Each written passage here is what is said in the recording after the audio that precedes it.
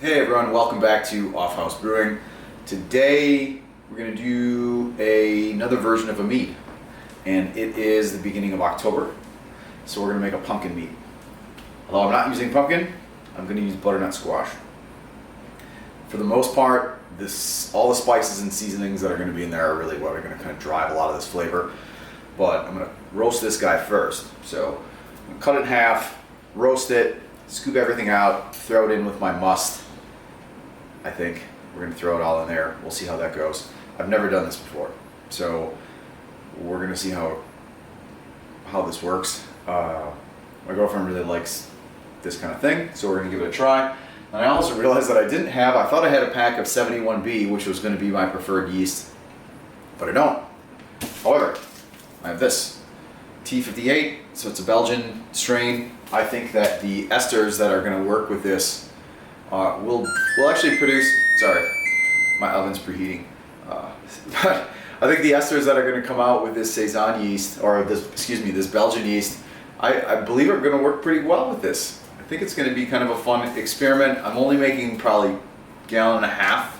So this is, what is this? This is 11 gram? Yeah, 11 gram pack. This is going to be way more than I need. I'm going to pitch probably only half of it because I'm going to still make this like a 12-ish% mead, something like that. I just want to make sure it still has a lot of gravity. So I'm probably going to boost it up and start out with an OG, I don't know, 1130, maybe something like that. 1130, 1140. And then that should drop about 100 points down, which should get me in that 1030 to 1040 range when I'm done.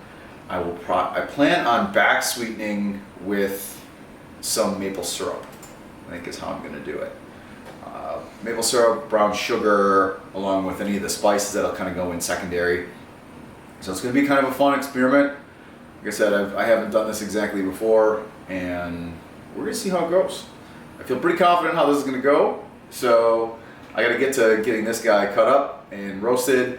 And what does it say? I think according to my recipe that I have to roast this guy, it's going to be 375 degrees Fahrenheit for approximately 45 minutes. I think I'll probably go a little bit longer to caramelize any sugars, but it just has to be soft. Then I'll scoop everything out, throw it in the mead, mix up the must, and go. So this is going to be a fun experiment. It is fall time, and we're going to get a little basic. So stay tuned. Hope you like it. There you go, cut in half, seeds scooped out, and in the oven it goes for 45 to probably 55 minutes.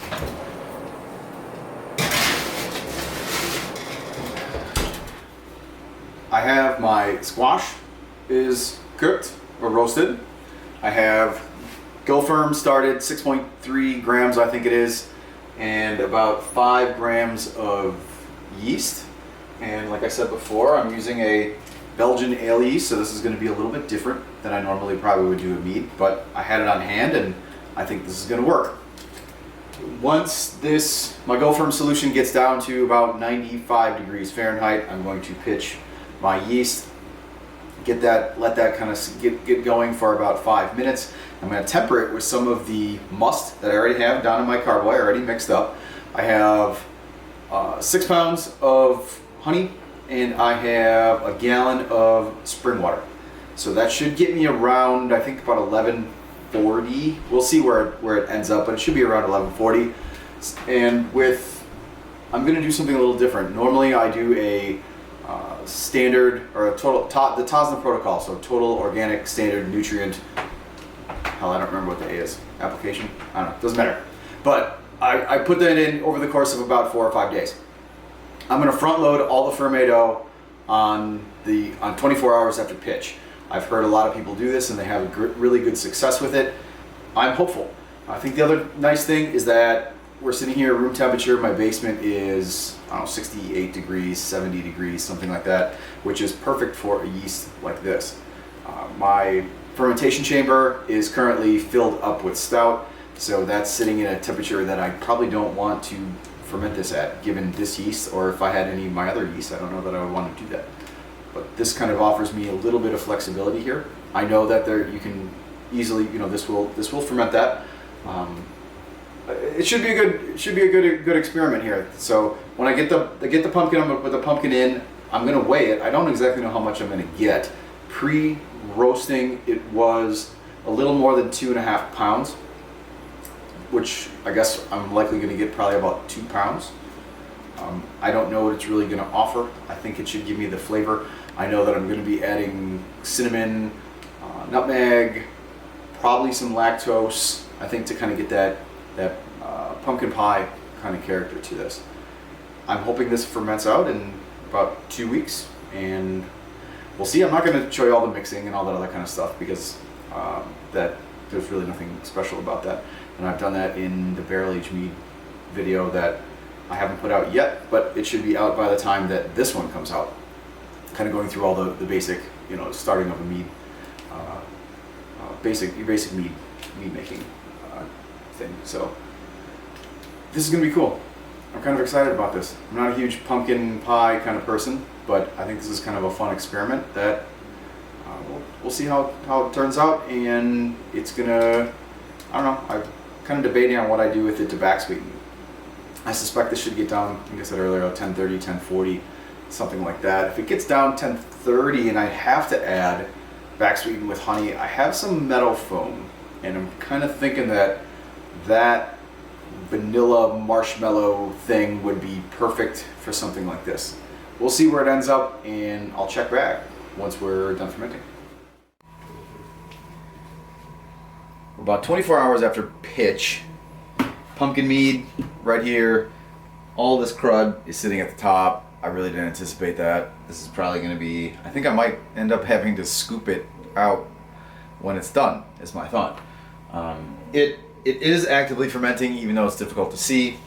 And as I mentioned earlier, I have my entire pitch of Fermo that I'm going to put all in at once. I did slightly over pitch on yeast. I just don't want to screw around with mixing this up through all this sludge and through all the pumpkin-y stuff, so I'm going to load this on the front end. I'm going to give this a gentle swirl first, just to, I do have a little more headspace than I normally wanted to, but you get that swirl to release some of the CO2 that's in here. Normally on a large carboy, I would do this with a wine whip, but here I can just kind of gently swirl. And it's really more important when you get to a bigger batch, especially if you're really close to the top, which I don't recommend. You want to give yourself a little headroom, but all those little CO2 bubbles create nucleation points in this stuff. This really fine powder will foam and potentially go over, and that's something that you don't want. So degas first before you're going to do your nutrient addition. Just kind of a wise move. So here's just my swirl. You can see kind of how hard I'm doing it. It's starting to foam. You can see some of that CO2 coming out. I'm not doing it too hard. Nothing severe. Just want to get some of that CO2 out. Okay, I loosen this so all of my gas doesn't go back in, and pop this airlock, and in goes Fermo. And then I usually give it a little bit of a swirl just to kind of get it mixed into solution, especially with all this pumpkin, or excuse me, all of the squash on the top. I just want to make sure that it gets into solution. It doesn't sit on the top. And then ideally, this is all I should need, and I just wait until this knocks out. So that's pretty well in. The rest of it, you can see how it's foaming, where if this was to the top, or really close to the top, that could be a problem. Simple as that. It's holding at about 71 degrees, which is pretty good for this Belgian yeast. We'll check back in maybe another week or a week and a half. Hopefully this is pretty much done fermenting and we'll see some of this drop out. Otherwise, I'm scooping out squash. Well, outside of potentially adding oxygen or maybe a little degassing, well, that's not bad. That's basically free of sediment. We'll call that a win for the day. All right, fermentation's done, backsweetening is done, stabilization is done, and I determined that the squash didn't work that well. I don't know if I didn't roast it long enough or it just doesn't have enough flavor. So I cheated. I got some of this. I put in the gallon Put in 1.5 ounces of that stuff. I also put in some of this, like 2 ounces of this D45 candy sugar to try to get a little of that pie crusty kind of flavor. And I put in 2 ounces of lactose to kind of give a creaminess to it. It's got a really nice color to it. It's got pretty good legs, and it's what, 14.2%. So started at 11.51, finished at 10.49. And I have to say it's quite tasty. You could call it basic. I have no Ugg boots on, but it is a pretty delicious mead, something that I'll more than likely share with people, and just in time for the holidays. Hope you like this. Subscribe, share this with your friends, etc. Like the post, and we'll catch you next time.